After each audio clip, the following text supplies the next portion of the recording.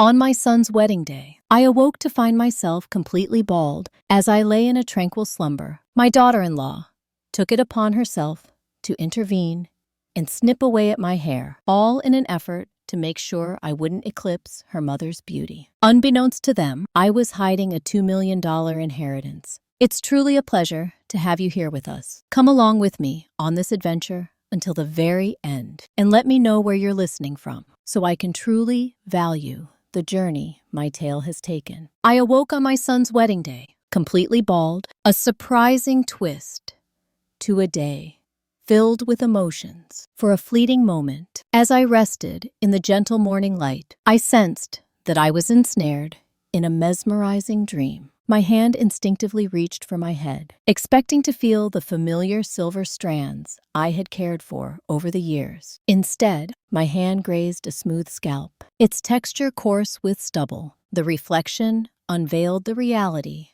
I feared above all else. At 67 years of age, I discovered a sense of vulnerability that I had never experienced before. Strands of hair clung to my scalp with an intensity that hinted at a secretive encounter, as if someone had stealthily wielded scissors in the shadows, while I remained blissfully unaware. My reflection stared back, with eyes that appeared hollow, and a face that felt unfamiliar. "Bellamy," I whispered, my voice quivering with emotion. She had made this choice. In the stillness of the night, my daughter-in-law crept into my room and turned my hair into a delightful whirlwind of chaos. The weight of the revelation hit me like a tidal wave, rendering me momentarily speechless as I steadied myself against the cool porcelain of the sink. I had poured my heart and soul into weeks at the salon, eagerly awaiting this significant day, Marty's wedding day. The highlight treatment, the careful styling, the excited hope of finally reclaiming my beauty after years of lingering in the background, all destroyed in an instant of harsh reality. My hands shook with anticipation as I reached for my phone. "Marty, I really need you to come over as soon as possible." "Mom, it's still quite early in the day. The wedding isn't until my wife made the decision to chop off my hair." The words came forth in disarray, barely recognizable. The silence hung thickly around them, almost tangible in its weight. When he finally spoke, his voice carried that familiar edge of annoyance that I had learned to dread. "Could you clarify what you mean by that?" Last night, she stepped into my room. She stripped away every last strand. "Marty, I am completely bald." Another fleeting moment of tranquility. "Mom, that seems... Are you absolutely sure you didn't go through some kind of episode? Maybe you could think about... I appreciate your concern, but I'm doing just fine. Thank you." The words flowed out, brimming with a sense of immediacy and raw feeling. My wife faced me with a heavy heart while I lay in slumber. When Marty arrived an hour later, Bellamy was right there alongside him. She stepped into my home with a natural confidence, as though she belonged there, her perfectly styled blonde hair shimmering in the gentle morning light streaming through my kitchen window. "Oh my goodness, Paulette," she gasped, her hand flying to her mouth in a mix of surprise and delight. "What's happening with your hair?" The performance was nothing short of extraordinary. If I had been more naive, I might have believed her concern was genuine. "You know exactly what happened," I said, my voice steadier than the turmoil within me indicated. Bellamy's eyes glimmered with an almost theatrical innocence. "I'm a bit unclear about what you're trying to convey. Marty, your mother is leveling some grave accusations at me." My son looked around, his face a mixture of frustration and bewilderment. At 35, Marty carried the burden of his father's weak chin, yet he was fueled by an unwavering resolve. Yet he found himself without the courage needed to face the woman he had decided to wed. "This is truly unbelievable." "Mom," Bellamy remained close to me all through the night. "Do you remember our stay at the hotel for the assembly leading up to the momentous occasion? Perhaps she came into your life while you were lost in your dreams. What could have driven her to behave in such a manner?" Marty's voice carried a sharp edge, a tone he had perfected over the past 3 years. Ever since Bellamy had caught him in her expertly crafted web, I looked at my daughter-in-law, searching for any trace of weakness behind her composed exterior. "Because your mother-in-law preferred that I not take the spotlight away from Winifred today. Bellamy gasped, her hand instinctively clutching her chest. Paulette, how could you say something so shocking? It was something I could never find the courage to do. Last week, you shared that Winifred was feeling uneasy about the photos, worried about looking older next to the groom's family. I was simply participating in a conversation. Bellamy's voice reached a breathtaking height of sorrowful clarity. I find it hard to understand how you could twist my words like that. Marty drew nearer to his wife, encircling her waist in a gentle, loving embrace. The act struck my heart with a cold, sharp intensity. Mom, it really matters that you express your regret. In this precise moment, apologize. The word escaped gently, like a whispered sigh. Marty, I need you to concentrate on me. Please, truly, examine me closely. He shot a brief glance at my bare scalp before quickly looking away. It might be a good idea to consult a doctor. Hair loss may indicate underlying stress, or it remained intact. It was severed. You're overthinking it. Mom, honestly, it's quite mortifying. Awkward. The word landed heavily in my gut, as if it were a weight I couldn't shake off. My own son felt ashamed of my suffering. Bellamy stepped nearer to Marty, her tone gentle and understanding. Perhaps we ought to consider delaying the wedding. Allow Paulette the space she needs to seek assistance. Absolutely not. The words erupted from me with unexpected intensity. Do not even think about delaying this wedding due to what happened between us. What I supposedly did, Bellamy clarified, her smile remaining steadfast. I gazed at my son, looking for any hint of the small child who once sought comfort in my bed during the raging storms. So, you actually trust her more than you trust me. I trust in what feels right. Mom, this situation is quite perplexing. The stillness that ensued was heavy, as if it carried the weight of loss. As I stood in my kitchen, gazing at my bald reflection in the toaster, a profound realization washed over me. Something had irrevocably changed. I had ceased to be Marty's mother in any meaningful sense. I felt like a burden, something that needed to be dealt with. At last, I spoke up, expressing my need to find something to shield my head. Bellamy's smile radiated warmth. Oh, I stumbled upon a charming little wig shop downtown, and the prices are quite reasonable. The term affordable lingered in the atmosphere, carrying a weight that felt almost like a slight. This comes from someone who invested more in her monthly hair highlights than the average person does on their grocery bills. As they departed, Marty lingered at my threshold. Mom, I really hope you can keep it together today. This day is not centered around you. I nodded, my voice caught in my throat. Once the door clicked shut, I settled into my beloved chair and allowed the tears to flow freely. Seething, fiery tears that had been accumulating for 3 long years. This day was not centered around my own needs. It seemed that every day had shifted away from being centered on me. The inexpensive wig was a constant source of irritation, yet it was a preferable choice compared to what lay ahead. I had ventured to 3 separate shops before finally discovering something that didn't resemble a Halloween outfit. Still, the synthetic auburn hair seemed out of place and glaring beneath the chapel lights. As I settled into the 3rd row, rather than the 1st, where the mother of the groom typically belongs, I observed Winifred commanding attention. From her seat in the front row, her silver hair was elegantly styled, and her navy dress fit her like a dream. She looked elegant, distinguished, everything I should have looked like on my son's wedding day. Doesn't Winifred look wonderful? The woman next to me whispered so refined. I nodded and smiled the way I'd been trained to do for the past 3 years. Always smile, always agree, never make waves. The truth was, this humiliation had been building since the day Marty announced his engagement. I just hadn't wanted to see it. I remembered that first dinner when Bellamy brought her parents to meet me. I'd spent 2 days preparing, cleaning my modest home until it sparkled, cooking Marty's favorite meal. When they arrived, Winifred had walked through my living room like she was touring a museum of poverty. How quaint, she'd said, examining my handmade curtains. It's so nice when people make do with what they have. Bellamy had laughed, that tinkling sound that set my teeth on edge. Mom, not everyone can afford a decorator. Even then, Marty had said nothing. He'd just sat there eating my pot roast, while his future in-laws cataloged everything I lacked. The secret they didn't know, the secret no one knew, burned in my chest like a coal. $2 million.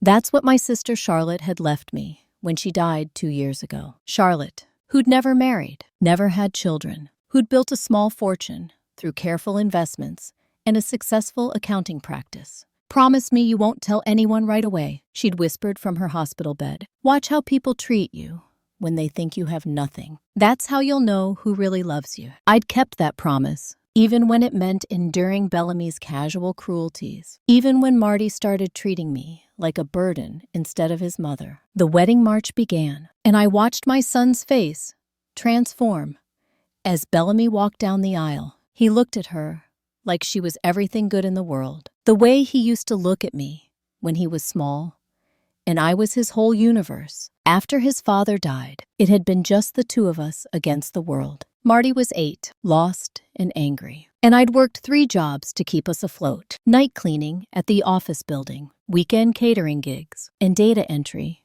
during the day while he was at school. Every penny went toward his future: piano lessons, summer camps, college funds. You're the best mom in the world, he used to tell me when I'd crawl into bed, exhausted at midnight, only to wake up 4 hours later to do it all again. But somewhere along the way, I'd stopped being the best mom in the world. I'd become the embarrassing mom who worked too much, who couldn't afford the nice things other parents provided, who showed up to school events in my uniform from whatever job I'd rushed from. She means well, I'd heard him tell a friend once during high school. She just doesn't really understand how things work. That had stung, but I told myself it was normal teenage embarrassment. He'd grown out of it. He never did. Now, watching him promise to love and cherish Bellamy, I wondered when exactly I'd lost him. Was it when I couldn't afford the senior trip to Europe? When I had to ask him to get a job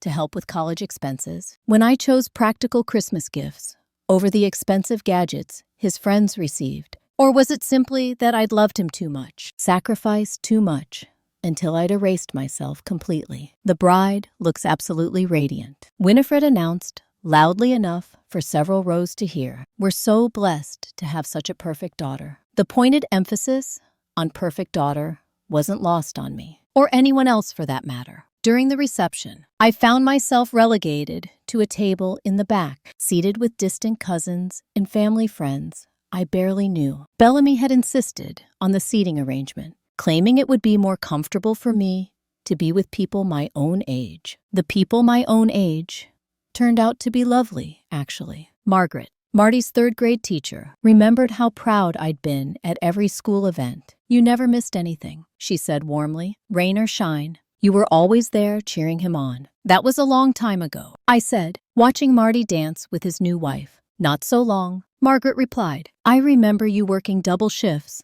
and still showing up to his science fair. That's real love. But real love, I was learning, didn't guarantee anything. It certainly didn't guarantee respect. When the speeches began, Marty thanked Bellamy's parents effusively. He talked about Winifred's wisdom and guidance, about how welcomed they'd made him feel in their family. He mentioned his new father-in-law's business advice and generous spirit. He never mentioned me. Not once in his entire speech did my son acknowledge the woman who'd raised him alone, who'd sacrificed everything for his happiness, who'd driven here today wearing a cheap wig because his wife had destroyed the one vanity I'd allowed myself. The applause died down, and I excused myself to the bathroom. In the mirror, my fake hair looked even more obvious under the harsh, fluorescent lights. The woman staring back at me was a stranger, defeated, invisible, forgotten. But as I adjusted the wig, something else stared back at me from the mirror, something I hadn't seen in years. Anger, pure, clean anger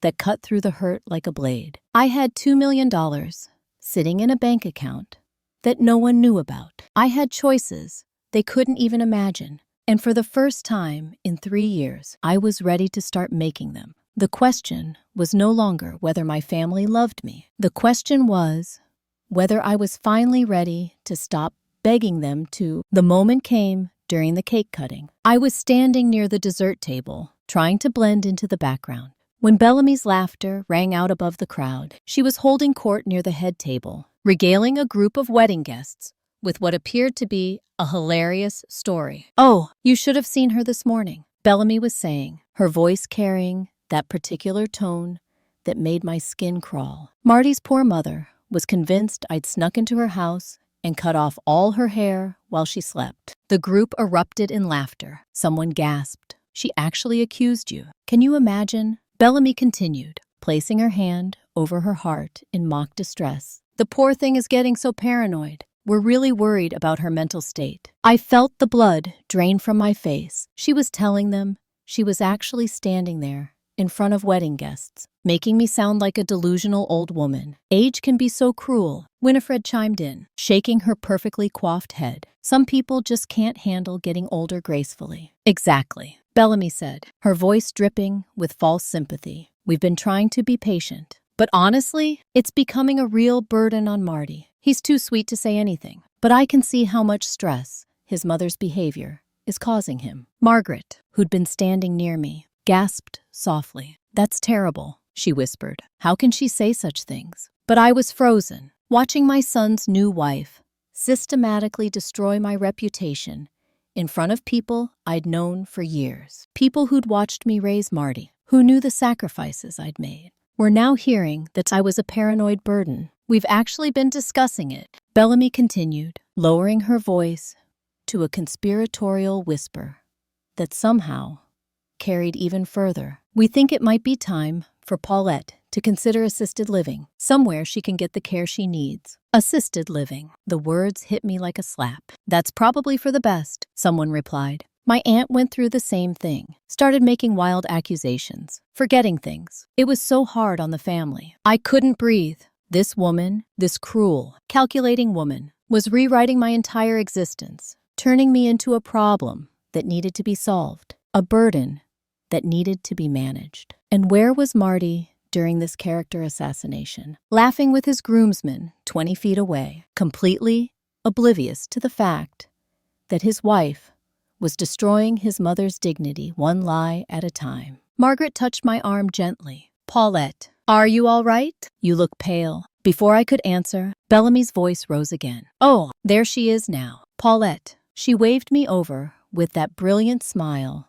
that never reached her eyes. "We were just talking about you." I walked over on legs that felt like water. The group turned to look at me, and I could see it in their faces. Pity mixed with discomfort. They were looking at me the way you look at someone who's lost their mind. "Bellamy was just telling us about your morning," one of the women said gently. "How are you feeling?" "Dear." The question was loaded with false concern, the tone you'd use with a confused child. These people I'd known for years were now speaking to me like I was fragile, broken. "I'm fine," I managed to say. "Of course you are," Bellamy said, stepping closer and placing her hand on my arm in a gesture that looked supportive but felt possessive. "We're all here for you, Paulette. That's what family is for." Family. The word tasted bitter in my mouth. "Actually," Bellamy continued, her voice taking on that bright, helpful tone that made my skin crawl. "Marty and I have been talking, and we think it might be time for you to step back a little. You know, focus on yourself. Maybe it's time to retire from trying to manage everyone else's lives." The group murmured agreement. Retire from managing everyone else's lives. As if I'd been some sort of interfering mother-in-law, instead of a woman who'd raised her son alone and asked for nothing but basic respect in return. "What exactly are you suggesting?" I asked, my voice barely steady. "Well," Bellamy said, glancing around the group as if seeking support, "we think you should consider finding your own path, your own interests. Maybe it's time to stop depending on Marty for your social life and emotional needs." Depending on Marty. The accusation was so backwards, so completely wrong, that I almost laughed. I hadn't depended on Marty for anything in years. If anything, he still called me when he needed advice, when his car broke down, when he and Bellamy had their fights. "You think I depend on my son?" I asked. "Oh, sweetie." Winifred jumped in, her voice syrupy with false kindness. "It's so common for widowed mothers to become overly attached to their children. It's not your fault, but it's not healthy either. Overly attached to the child I'd raised alone, to the son I'd worked 3 jobs to support, to the boy who used to tell me I was his best friend. Exactly, Bellamy said. Warming to her, Marty needs space to build his own family now. It's not fair to burden him with constant drama and accusations. The word burden hit me like a physical blow. After everything I'd sacrificed, everything I'd given up, I was being labeled a burden by a woman who'd known my son for 3 years. I think there's been a misunderstanding, I said, my voice getting stronger. I never accused anyone of anything that wasn't true. Bellamy's smile faltered for just a moment. So quickly I almost missed it. But then it was back, brighter than ever. Of course, dear, she said, but you have to understand how it sounded, how it made Marty feel to have his new wife accused of something so bizarre.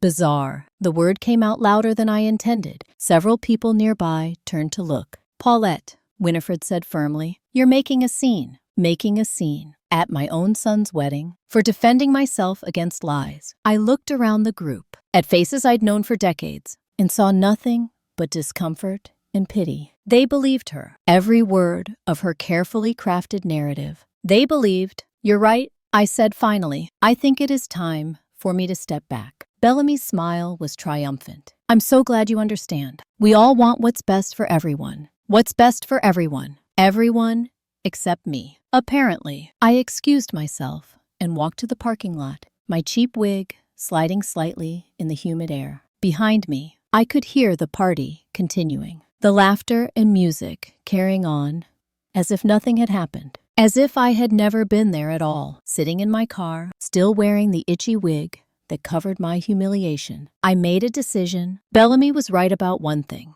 It was time for me to step back, but not in the way she thought. The lawyer's office smelled like leather and old money. Robert Hartwell had been Charlotte's attorney for 15 years. And when I called him the Monday after the wedding, he fit me in immediately. I need to make some changes to my will, I told him, sitting across from his mahogany desk in my best dress. Not the mother of the groom outfit I'd carefully selected and never worn properly. Of course, Mrs. Patterson, what kind of changes are we talking about? I pulled out the manila folder I'd prepared. Inside were copies of everything. The original while leaving everything to Marty. My bank statements showing the inheritance from Charlotte. And a new plan I drafted in my careful handwriting. I want to remove my son as beneficiary, I said calmly. Robert's eyebrows rose slightly, but his expression remained professionally neutral. That's certainly your right. May I ask what's prompted this decision? Let's just say my family has made it clear that they don't value my presence in their lives. He nodded, making notes. And who would you like to designate as your new beneficiary? I'd thought about this for 3 sleepless nights. I want to establish a scholarship fund for single mothers pursuing nursing degrees. The irony wasn't lost on me. I'd worked as a nurse's aide for 12 years, one of my 3 jobs while raising Marty. It had been good, honest work, and I'd always regretted not having the time or money to get my RN degree. That's a lovely legacy, Robert said. We can absolutely arrange that. Will there be any provisions for family members? None. He made another note. Mrs. Patterson, I have to ask, is this decision being made under any duress? Are you feeling pressured by anyone? I almost laughed. If anything, I was finally free from pressure. No duress, just clarity. The next item on my list was harder. I drove to Riverside Properties, the real estate office where Janet Morrison had worked for 20 years. Janet had sold me my house when Marty was 10, and I trusted her discretion. Paulette, Janet smiled warmly when I walked in. How was the wedding? I heard it was beautiful. Beautiful. Yes, I suppose it had been, if you ignored the character assassination and public humiliation. It was lovely, I said. Janet, I need to talk to you about selling my house. Her smile faltered. Selling. But you love that house. You've put so much work into it. I had loved it every weekend for 15 years. I'd poured my free time into that little 2-bedroom home. The garden I'd cultivated. The kitchen I'd renovated penny by penny. The living room where Marty had done his homework while I worked my night shift paperwork at the kitchen table. I'm ready for a change, I said simply. Well, the market is good right now. Are you looking to downsize? There are some lovely senior communities. Actually, I'm thinking of moving out of state.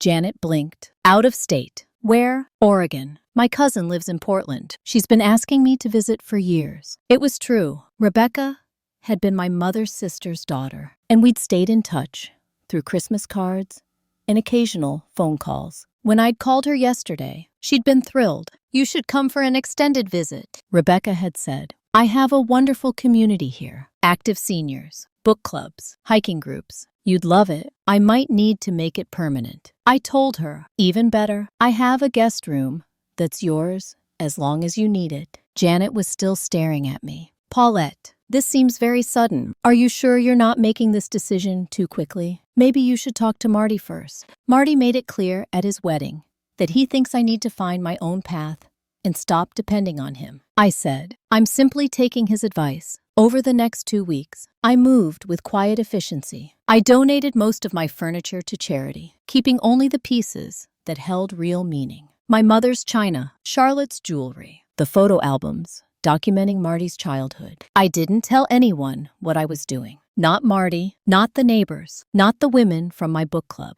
I simply went about my business, tying up loose ends with the methodical precision I'd learned from decades of managing crisis after crisis on my own. The hardest part was the storage unit. I rented a small space across town and filled it with boxes of Marty's childhood memories, his report cards, art projects, the Mother's Day cards he'd made me in elementary school with construction paper and crayons. You're the best mom ever. One card read in his 6-year-old handwriting, I love you to the moon and back. I packed it all away carefully, just in case someday he wanted to remember who I used to be to him. The phone calls started 2 weeks after the wedding. First, it was just Marty checking in, his voice carrying that slightly guilty tone that meant Bellamy had probably made a comment about him neglecting his mother. Hey, Mom, just wanted to see how you were doing. I'm fine, sweetheart. How's married life? Great, great. Bellamy's amazing.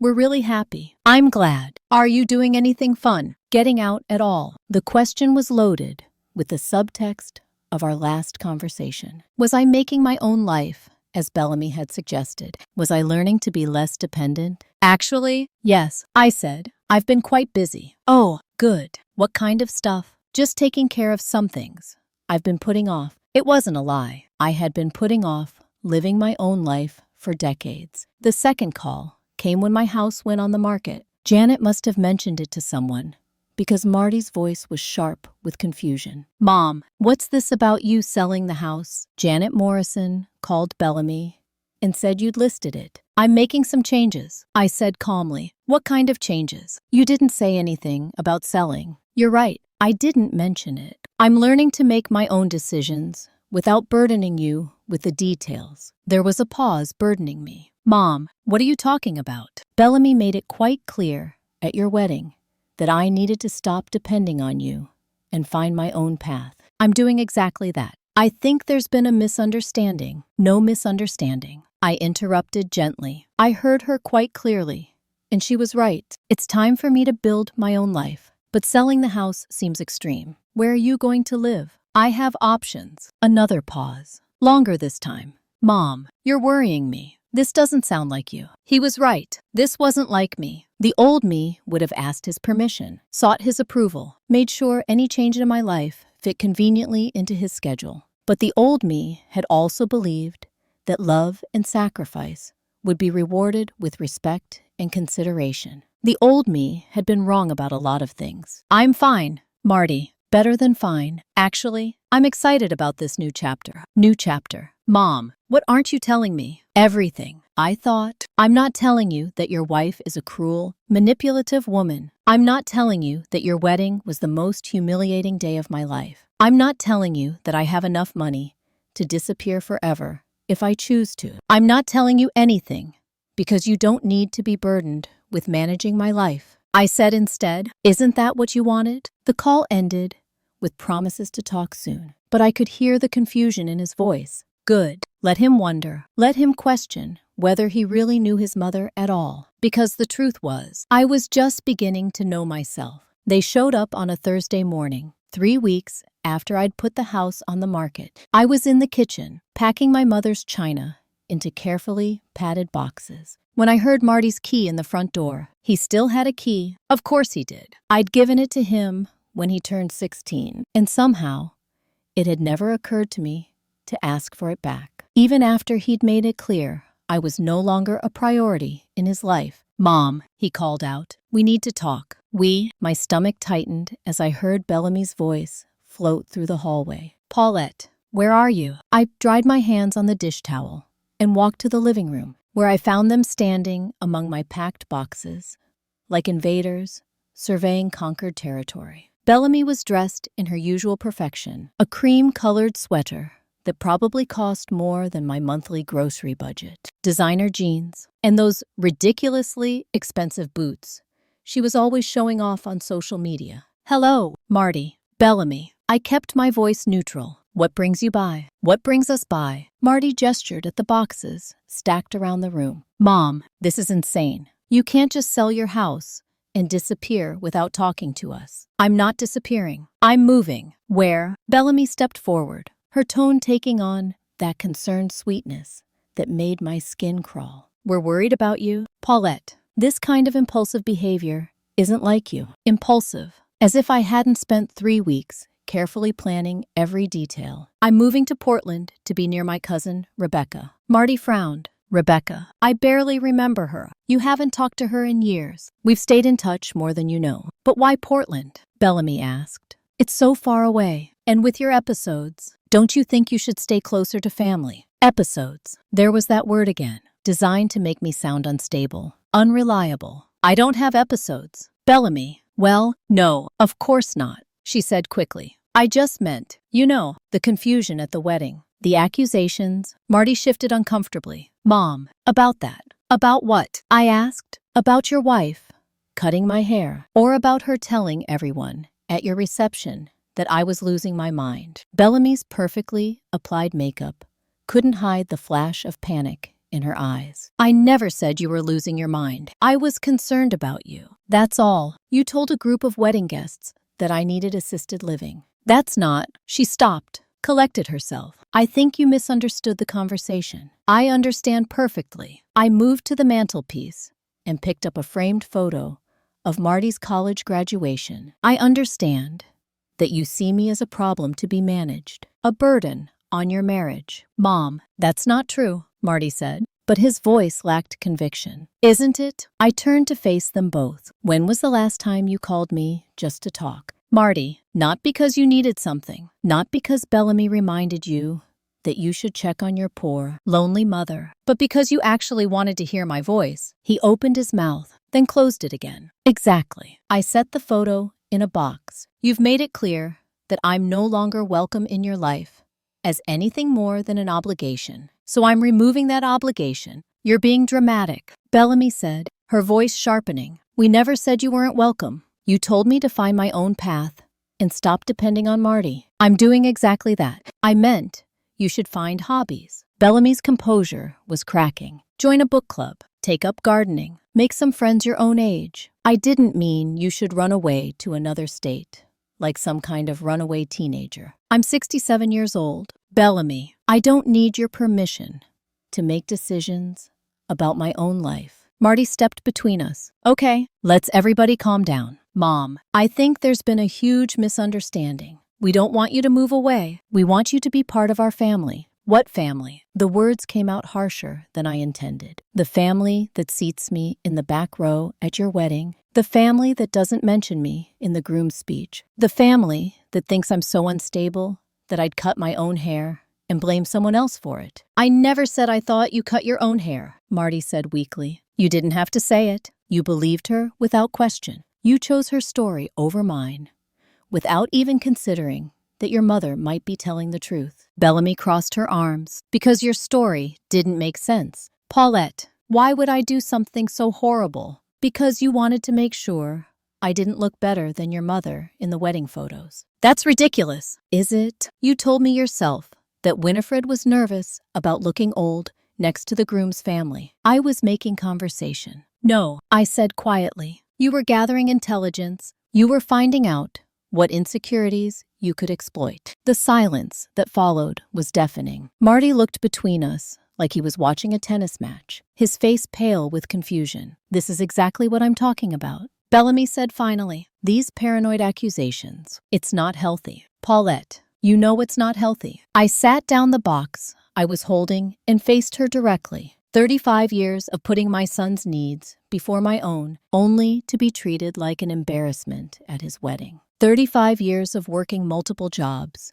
and sacrificing everything so he could have opportunities I never had, only to be told I'm a burden on his new marriage. Mom, Marty said softly, 35 years of love and devotion. I continued, my voice getting stronger, only to discover that it means nothing compared to 3 years of manipulation from a woman who sees me as competition for her husband's attention. I don't see you as competition, Bellamy said, but her voice was too sharp, too defensive. Don't you? Then why did you need to destroy my appearance on your wedding day? Why did you need to humiliate me in front of people I've known for decades? Why did you need to make sure everyone saw me as the crazy mother-in-law instead of the woman who raised the man you claim to love? Bellamy's mask was slipping completely now, because you are the crazy mother-in-law. You're possessive and jealous, and you can't stand that Marty doesn't need you anymore. The truth hung in the air between us,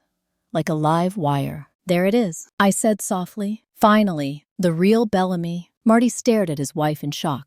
Bellamy, what the hell? Oh, don't act surprised, she snapped. You complain about her constantly. How she calls too much. How she still treats you like you're 12 years old. How she makes everything about herself. I never said. You said all of it. Every time she does something annoying, you come home and vent to me about it. You're just too much of a coward to say it to her face. I felt something inside me break. Not my heart that had been breaking slowly for years. Something deeper. The last thread connecting me to the son I'd raised. The boy who used to defend me against the world. I see, I said quietly. Marty's face crumpled. Mom, I didn't mean. Yes, you did. I picked up another box, surprised by how steady my hands were. And you know what? You're right. I have been possessive. I have been jealous. Because for 35 years, you were the center of my universe. And I couldn't accept that I wasn't the center of yours anymore. I looked at both of them. My son, who couldn't meet my eyes, and his wife, who was practically vibrating with vindicated rage. But I accept it now. So here's what's going to happen. I'm moving to Portland next week. I'm starting a new life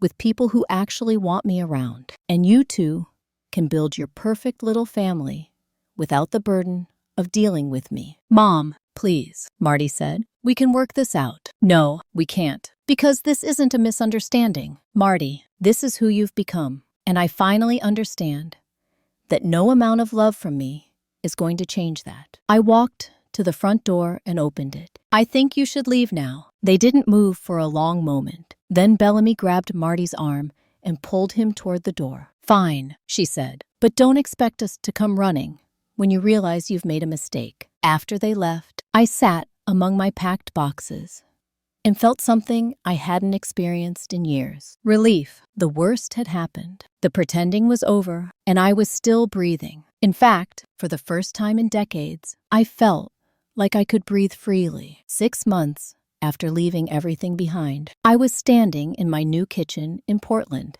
watching the rain paint patterns on the window, while fresh coffee brewed. My hair had grown back, silver and soft and styled, exactly how I wanted it. No one had touched it, but my new hairdresser, a lovely woman named Sarah, who didn't ask intrusive questions about my past. Rebecca had been right about the community here. Within a month, I joined a hiking group for seniors, a book club that met at the local coffee shop, and a volunteer program at the Children's Hospital. For the first time in my adult life, I was living for myself. The letter from Marty sat unopened on my counter. It had arrived yesterday, forwarded from my old address. His third attempt at contact since I'd left. The first 2 had been phone calls that I'd let go to voicemail. Messages full of confusion and hurt that I'd listened to once and then deleted. I wasn't ready before. Today, I thought I might be. Dear Mom, It began in his familiar handwriting. I've been trying to reach you for months. I know you're angry, and I know we hurt you. I'm writing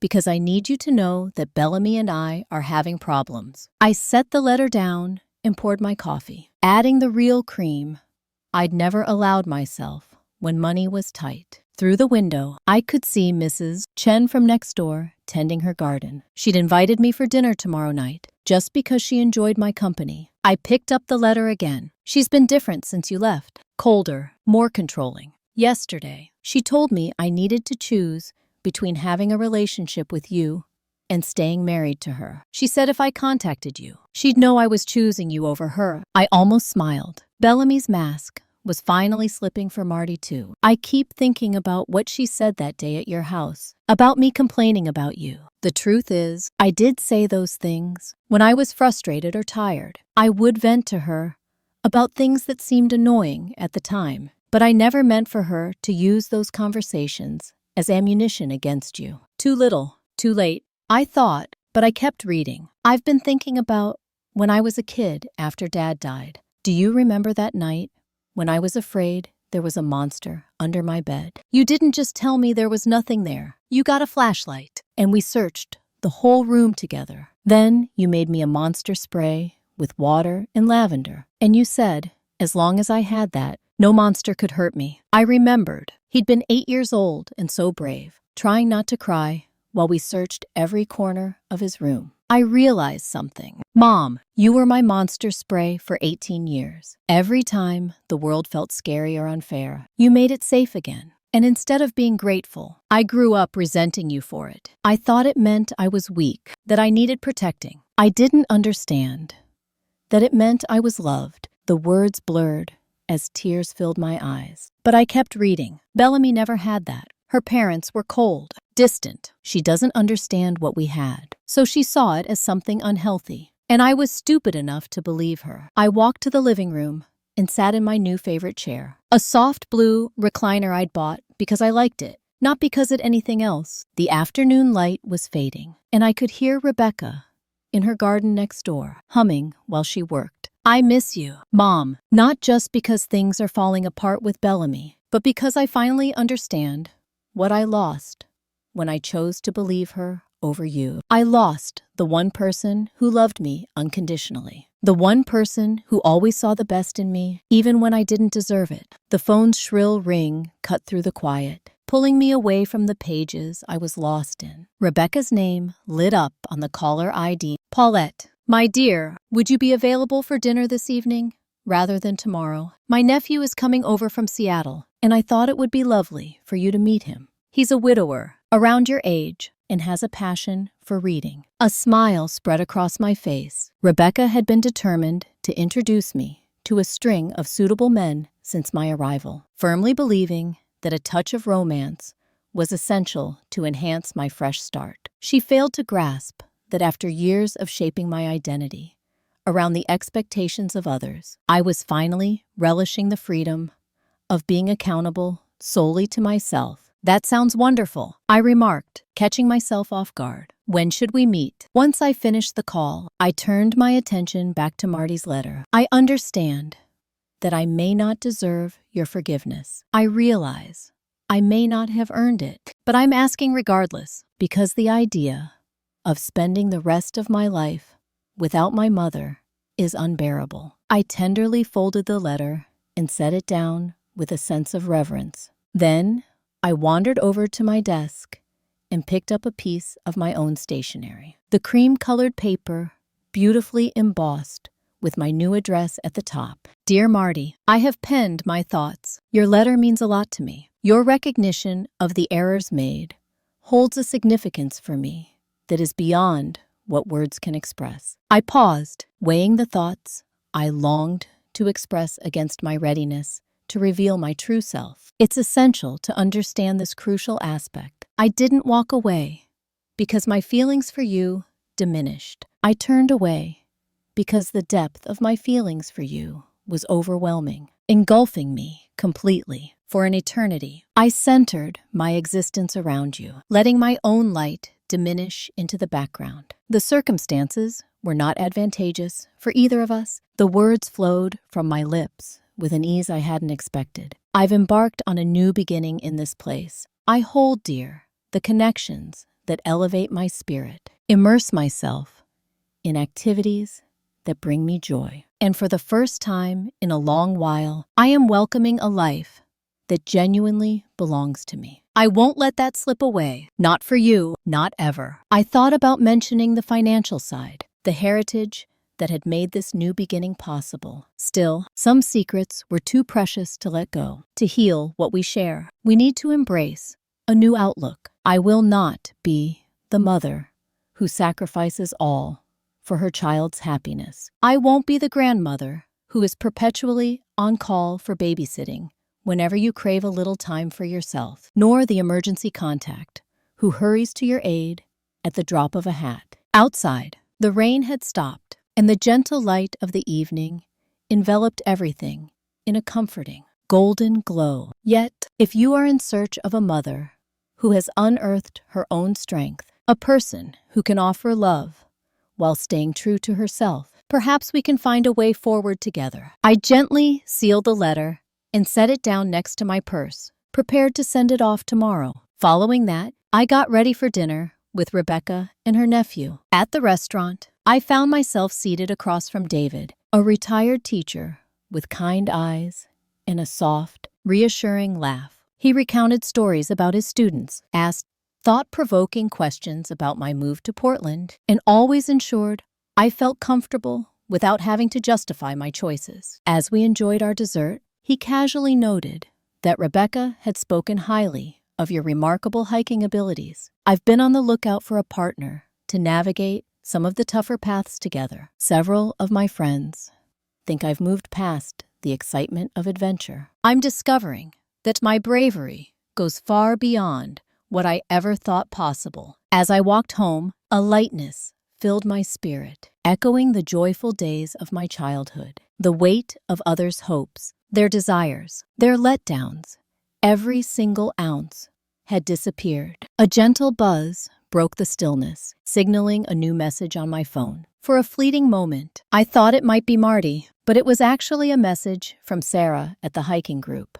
The trail conditions are perfectly set for our hike tomorrow. I can't wait to see you there, I replied without delay. I wouldn't trade this opportunity for the world. I genuinely meant every word. The realm I've brought to life, this life I have welcomed with open arms. I wouldn't want to lose even a moment of it. In the quiet of my home, I prepared a calming cup of tea and nestled into my comfortable blue chair, looking out at the shimmering city lights. In a corner of this expansive nation, Marty was probably immersed in my letter, wrestling with the truth about the woman who had stepped into the role of the mother he thought he knew so well. I hoped that eventually he would come to understand my emotions. I hoped he would find the courage to forge a life defined by his own choices, liberated from the sway of others' dominance. No matter what he does, I will be fine. For the very first time, I realized that I was genuinely enough for my own needs. And that, I gradually realized, was the most significant insight of all. Now I find myself captivated by you, the one who has chosen to listen to my story. What would you do if you were in my shoes? Have you ever gone through something like this in your life? We'd love to hear your insights in the comments below. For now, I'm sharing 2 additional tales on the last screen that our audience holds dear, and they are bound to surprise you. We truly appreciate your presence and support up to this moment.